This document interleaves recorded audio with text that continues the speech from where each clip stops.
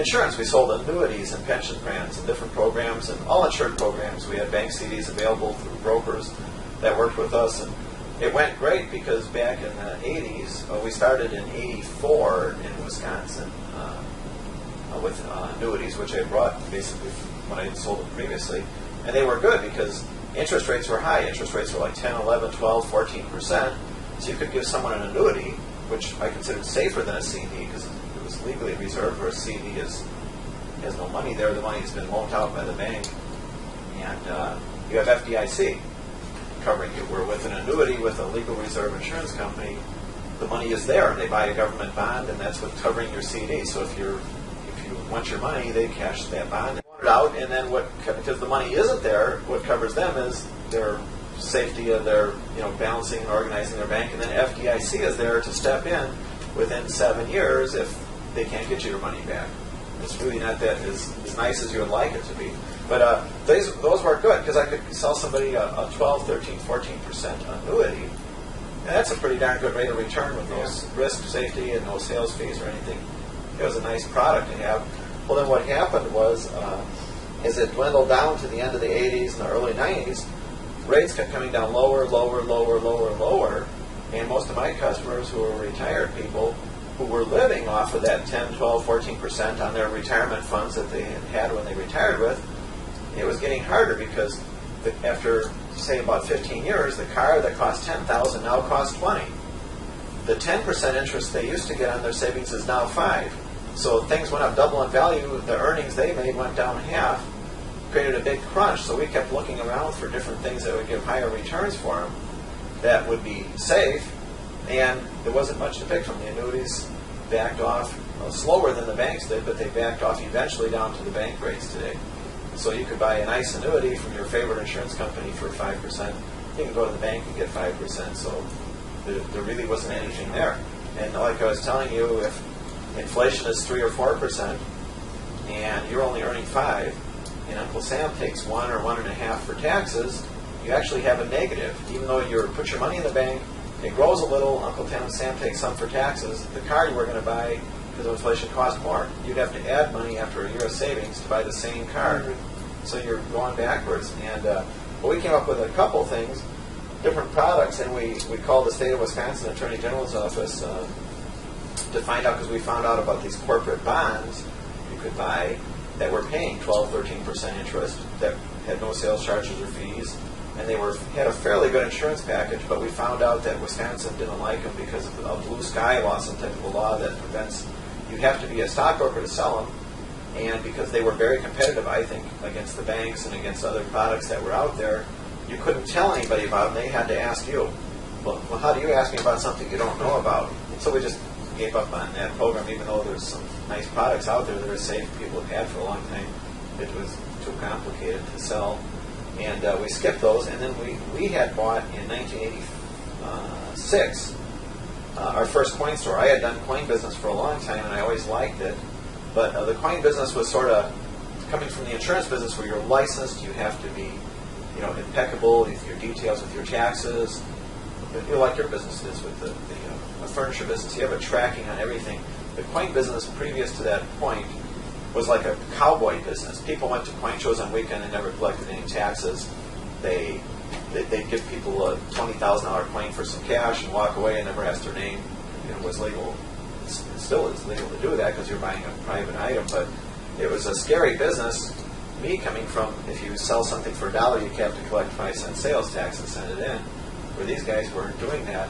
So we came up with the idea of, we knew the coins were going to be good, of setting up a collectible store. We set our first one up in Lake Geneva. Setting up a collectible store where we did everything according to the laws of general business. We'd collect our tax on the coins. We wouldn't do any shows where we'd be even commingled with dealers who didn't collect their tax, didn't do things properly. We'd have insurance, regular retail store with a cash register totaling up receipts, employees paying taxes rather than handing them cash for working for the weekend and stuff. So we tried one in Lake Geneva, and by 1988 it was going gangbusters. We were doing really well on it. The coins that people invested in actually bought themselves, they did well on. But we always had a problem in the coin business that a lot of dealers who got into the coins sold what was raw coins. And then that's what I'll get to this point. These are coins that have been encapsulated, by a grading company, and I'll tell you what that is. But say these were out of here and you just had them in your hand, just plain coins. Now, if I was a dealer and not very honest, I could say this one's worth $1,000 and this one's worth $2,000. How would you know? That's my opinion. But you know what? When you went to sell them back to me, that one's got a little scratch. It's only worth $500, and this one's. How would you know?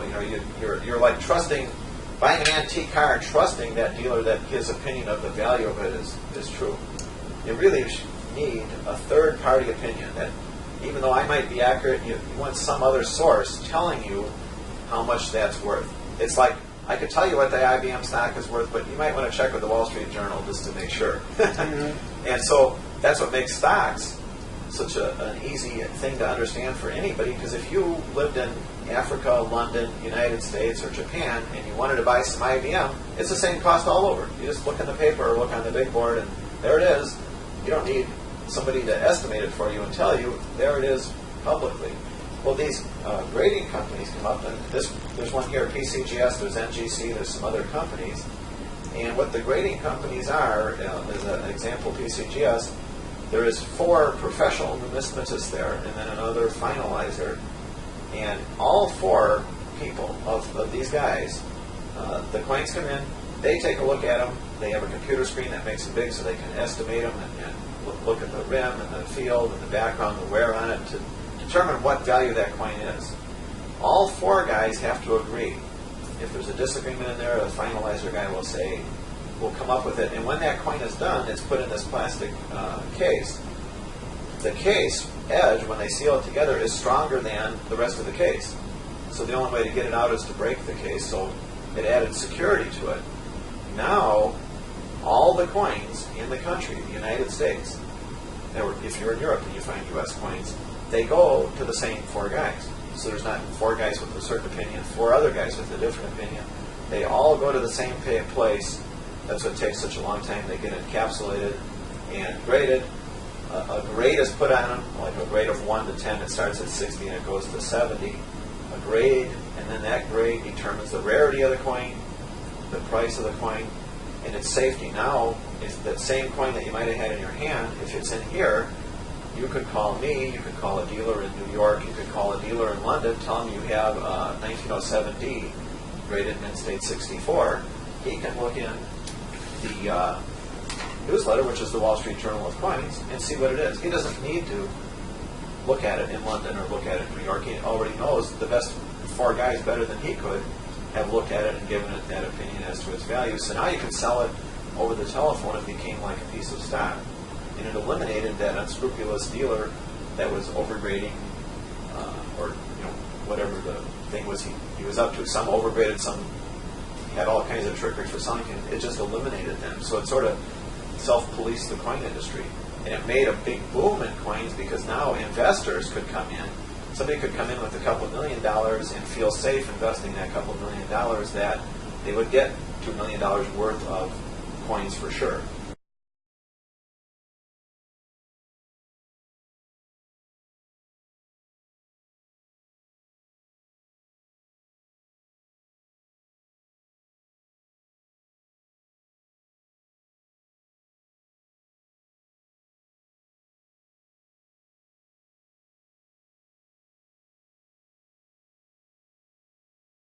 That is where the point where we came in our stores and we liked them, like that whole idea, because from my mind of selling annuities, I saw something that we could understand. Here's something that it's not my opinion that's worth it's worth, it's someone else's opinion. Here's something that if I'm not around, you can just look at this book yourself and see what they're worth. I don't need to be there once you have the coin, and then it's something that's very liquid. If you came in my store today and you had $80,000 worth of these, I could sell them on the telephone while you waited in the store, just like your stockbroker would sell. We would wait until good funds came, a bank wire, cashier's check that clears, a check even that clears, and then release those coins to whoever wanted to buy them. It takes a little time, but also it takes time to cash your stocks and to do the same thing. It's not quite as perfect as the stock market because you have shipping and mailing times on things, so you probably got like a 10-day turnaround to get your money when you sold something. unless you just sold one coin directly to me. If I wanted it, you'd have a slightly slower turnaround time than stocks. The difference with this is also, I think, if you have IBM stock and it gets up real pricey, $200 a share, you can split it, make it $100 or make it $50 a share, 4 for 1. You can do whatever you want to. You can't split the coin and make more when there is only so many of these around. Part of the reason the coins are so rare is it was the money of the land, so it was meant that you get this coin and you put it in your pocket back in 1907.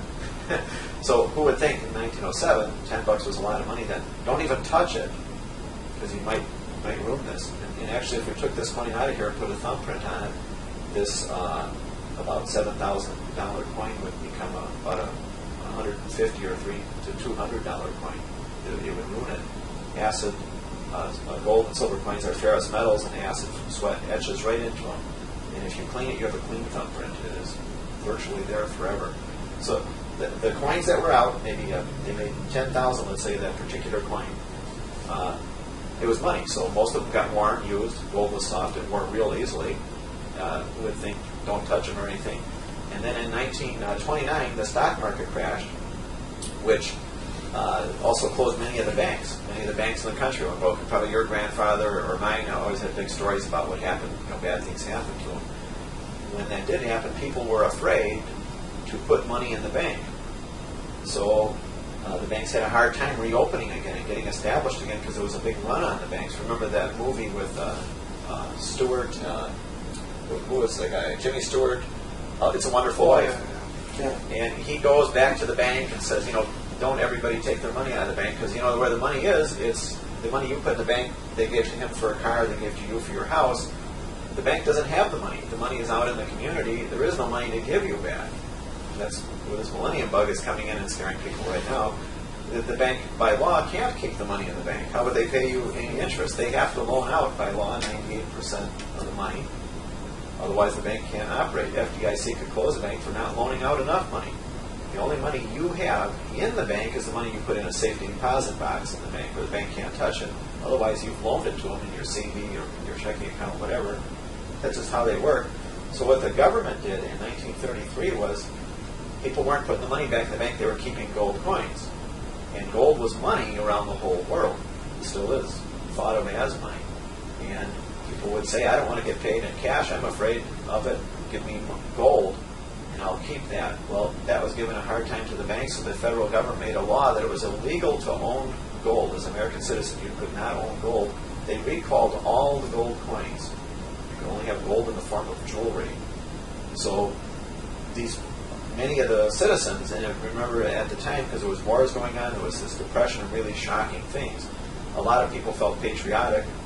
And like today, if I had to do this, as it meant between us losing the war with another country, I'd turn my gold in too.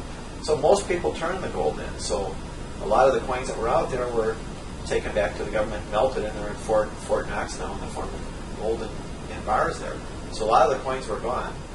And even back at that time, and as years went on, more people liked coins. They started collecting them because of the history behind the coins and then the rarity of them. Since they were all melted, it'd be sort of neat to have a gold coin from your grandfather's birthday that's in perfect shape and it's worth $10,000. You haven't spent any money to buy the coin because it's worth $10,000. There's your $10,000 in the shape of the coin. Sitting there, it became a real nice investment, and with the grading of them that came forward into the end of the 80s and through today, it became a safe investment, and it attracted a lot of investors. There's other advantages to the coins too. They're a private investment.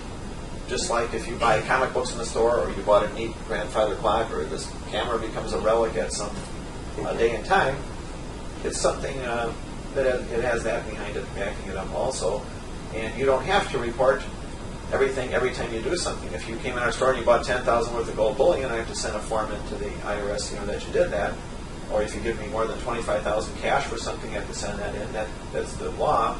But if you came in and bought $9,000 worth of coins, I really don't even have to ask your name. We do. We keep a good record, but it is nobody's business, truly. And it's nobody's business what comic books you buy or what type of car you like to have, or that thing. And I think a lot of people that got into coins maybe like doctors, attorneys, political people that we have sold some to, they like the coins just because of that privacy aspect. If they went out and bought some neat land, then they're always, if you're a politician, you're chastised because you bought that, maybe you're going to make money on it, you'll be bad then. But if they bought the coins, they had a private thing that was their own particular stuff. They didn't look like they were investing in a certain stock because it was politically correct for them to do so. They could make this and not be threading on anybody's feet. So with us, we got more and more estates coming in as we kept opening more stores. Opened another store in Milwaukee, and we did very well then, and we had an excellent record with the Better Business Bureau.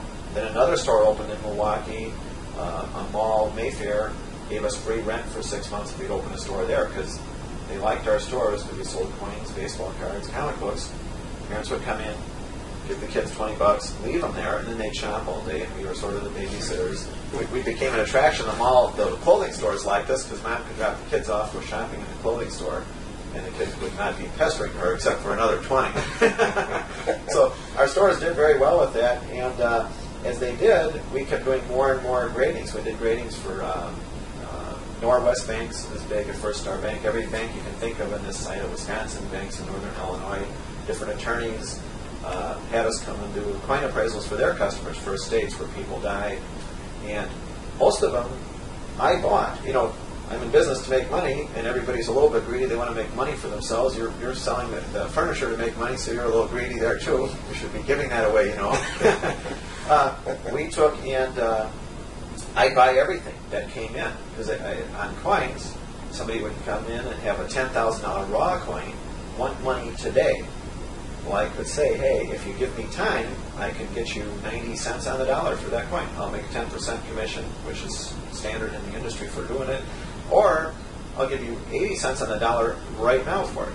I'm telling them the fair price, the fair market value of it. If you took your car to the dealer and it's worth $20,000 for him to resell, he's not going to pay you $20,000 because he needs to make money for the dealership, and the same with your couch, whatever, you need that spread in there. And it was the same thing. It was a nice, honest business. People understood how it worked. But I would get a big case, say it was a $100,000 case, and I only had $70,000 to buy for the 80. So a couple times I asked friends who were coin buyers with us, you want to invest $10,000 with us in this case, and I'll pay you a certain guaranteed return. Now, how I worked out the guarantee on it was, since it was, let's say this case, it was a $100,000 case, and I bought it for 80. Let's say an investor is going to give me some money towards that, and I guaranteed him 20%. Well, if he gave me, say, $8,000 for $10,000 worth of coins, and I guaranteed him 20%, 20% of $8,000 is $1,600. $1,600 plus $8,000, $9,600. My guarantee is 4% less than the wholesale value of the coins. So it wasn't really it was pretty easy to give that guarantee. So my guarantee varies. And there's no guarantee of interest because, you know, who knows? The coins might go up, they might not go up. No one knows that. They've been going up, and they have an excellent record of going up for the past 30 years. But you can't promise because they went up for 30 years, they'd still continue to go up. But if you're buying it well below wholesale without even a retail markup on top of it, it's a pretty big spread for a safety factor. So if I buy it at 70% and guarantee someone 30, I'm only guaranteeing 91 cents on the dollar.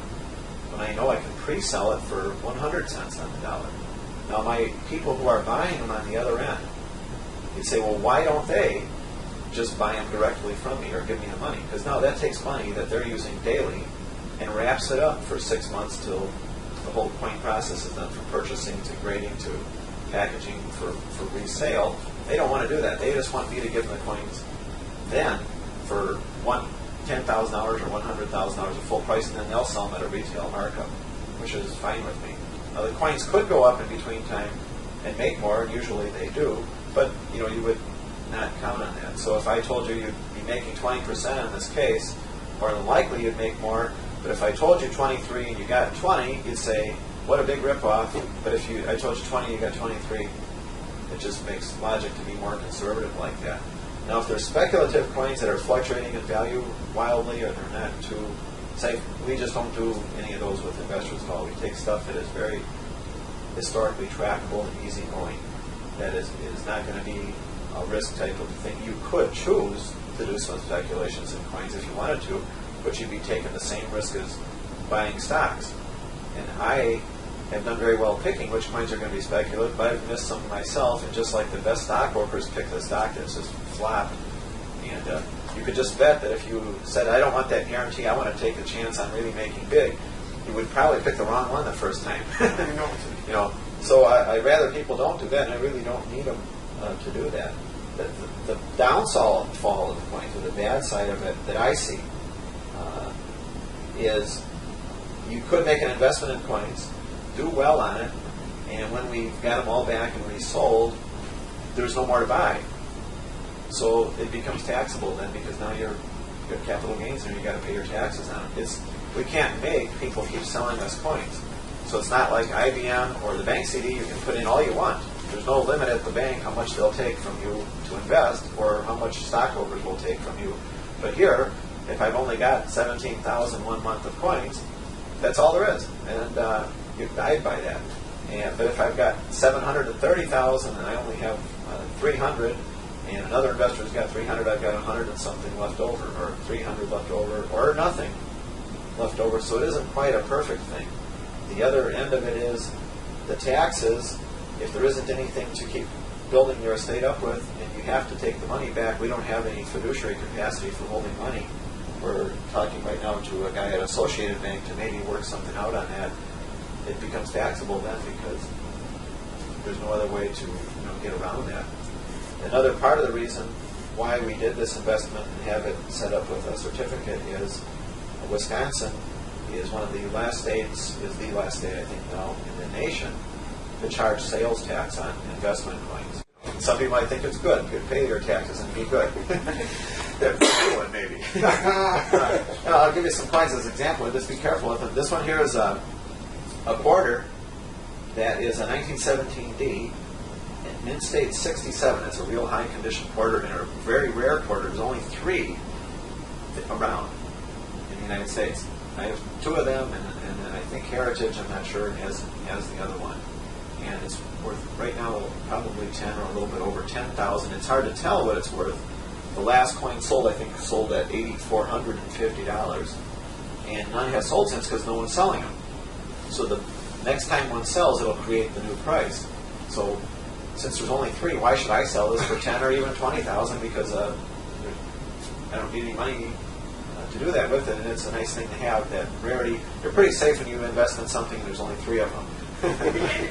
Now if there was a brand new quarter like the Mint's been putting out, where you could buy them previously in the post office, like proof sets and things, they make like a limited edition of 3 million. So it's like, we're going to limit this to every man, woman, and child on earth, and that's it. We're cutting it off right there. Why would that be valuable? They bring them in with end loaders and dump them off. It isn't, and those coins have gone down half in price to just the price of the precious metal in them, because of the logic of 3 million of them, 1 million people that want them. Why would it go up in value? You have millions of people that would love to have this quarter. There's only 3. They're not for sale. There's a reason behind it for going up. Yeah. So once in a while you can play a little game when you get something that's rare. This one's rare too.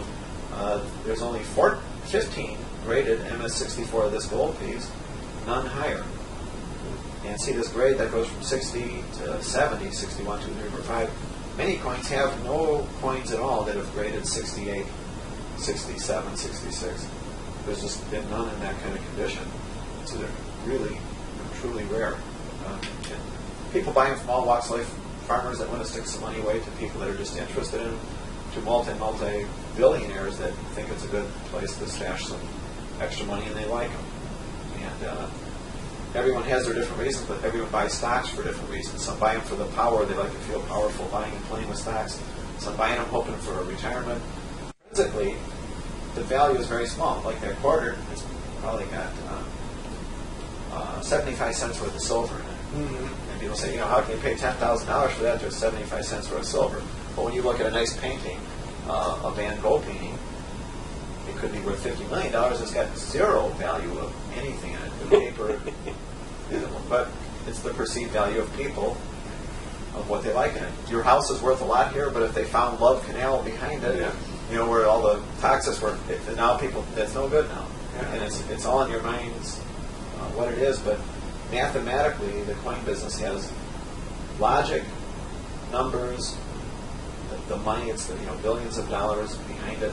Everything that makes the stock market run makes the coin market run. And just like our baseball card and comic book business, there's the logic that I like behind it of rarity, mathematics, the scarcity, different things that are solid that make it work, just like makes the stock market work or the land market work. And it's something you don't have to be a numismatist if you spend some time with us to figure out the logic behind how the coins work and the wanting of the coins and the reason that they would make a good investment. But I think America stands out in that area, plus because there's a multi-billion market of the coins. Japanese and even European investors that have even bought coins from us, they see these coins as a better value than their own because they don't have the collector standpoint behind them. You could have beautiful coins in those countries, and many of them are. They have neat pictures on the obverse and reverse on them, but there's not enough collectors there to make a solid market where if you wanted to liquidate 400,000, or in that case of that one on the board in our wall, if you wanted to liquidate $17 million of coins in a weekend auction, that you could do it real easily. And they did. That was $17 million that was sold in one day. What was that Heritage? Trumpeter's case. What was that? Ed Trumpeter? Yeah, Trumpeter. I always keep forgetting the name on that. That Trumpeter estate. That was $17 million. Littleton bought like 11 or 12 million recently, a big penny nickel quarter hoard that was out there. There's less coins around because more and more people have been bringing them in and grading them and selling them. There's less and less. The amount coming in is less every year because they keep getting shaken loose more and more. Back when silver was real high in 1980 with the Hunt brothers and stuff doing it, people sent literally hundreds of tons of silver dollars that probably could be good in for melting to get the $45 an ounce for the silver at the time. So you could have, when that was going on, I remember going to them. I had some coins that were junk ones that I was going to melt, but I saw people melting rolls of silver dollars. Those rolls today could be worth $250,000. They were melting them for a few $100s to get the silver that people don't know. And then still today, people find Grandpa's trunk in the attic, and there's a roll of nickels that has never been opened that he just stuck in his pocket one day to save, not because they'd be rare, but because they were money. And they take them out, and then they handle them looking at them. And you know what? They were tarnished a little from sitting in here all these years. We'll buff them up and make them nice. And that's the end of the coins. That cleaning, and that happened actually one time in Sheboygan here. Someone from Manitowoc came to a coin show. Jim Luke's another coin dealer, very good coin dealer up in Manitowoc. The guy showed him coins that were really nice. And he said, this coin's worth about $7,000, I think. The story went. And the guy thought, oh boy, I got like 19 more of these at home. So, and if that tarnished one is worth $7, just think how much it would be worth if it was polished up, really shiny.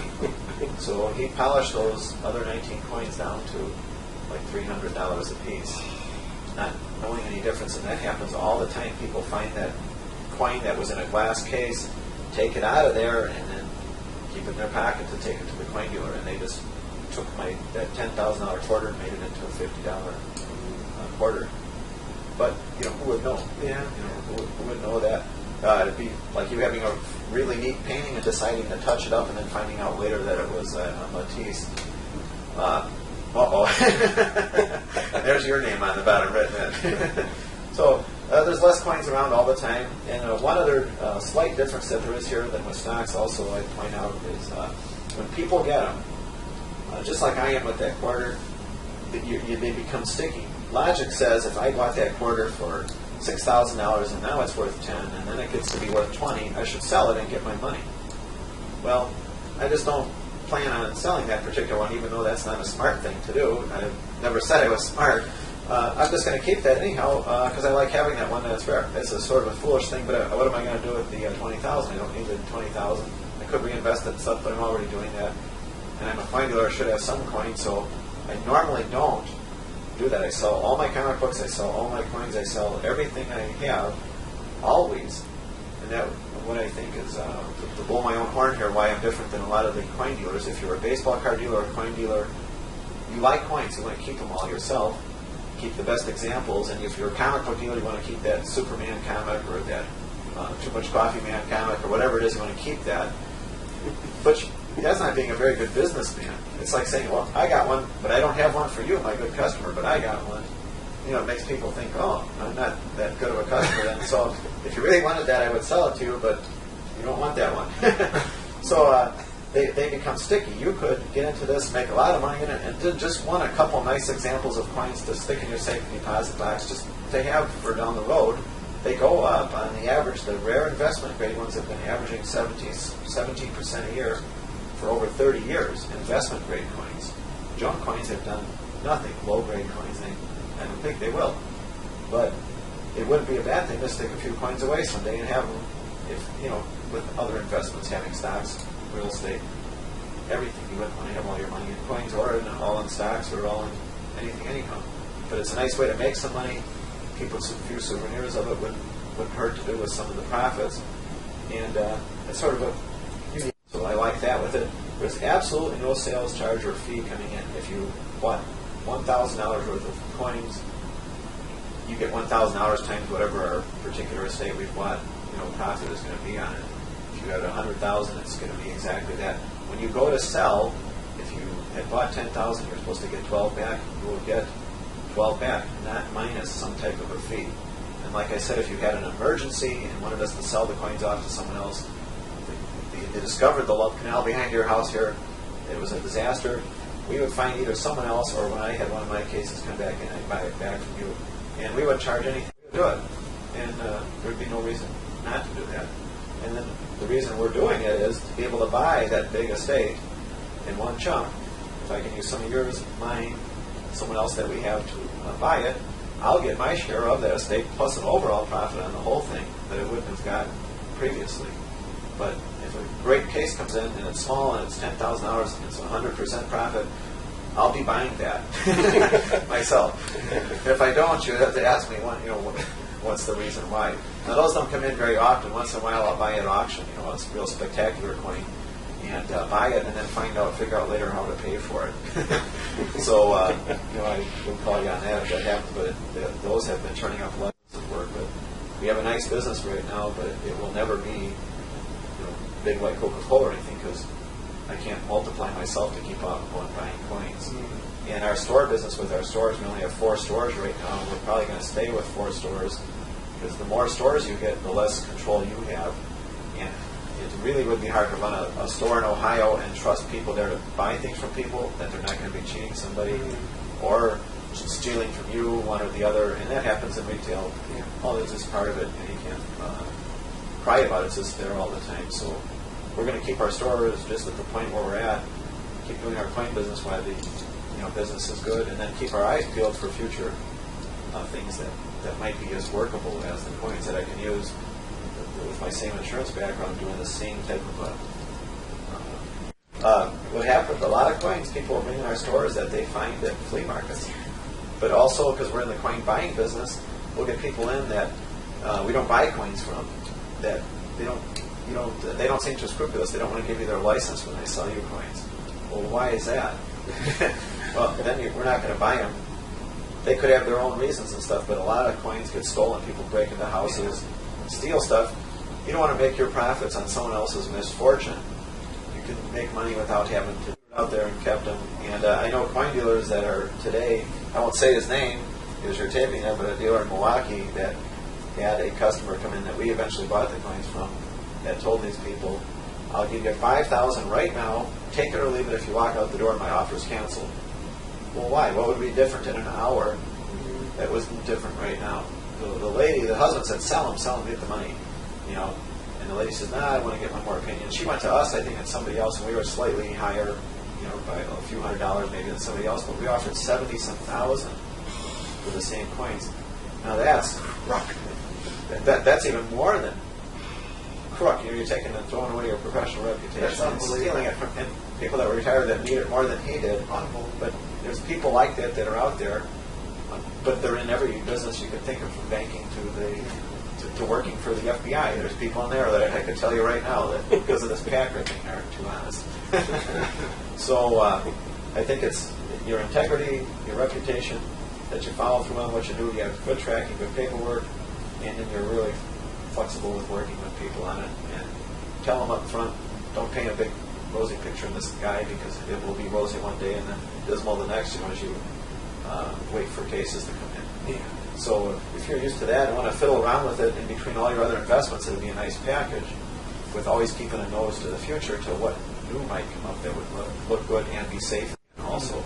And we have a 16-year record in Wisconsin here with no problems. We're with the members of the Better Business Bureau. We've got no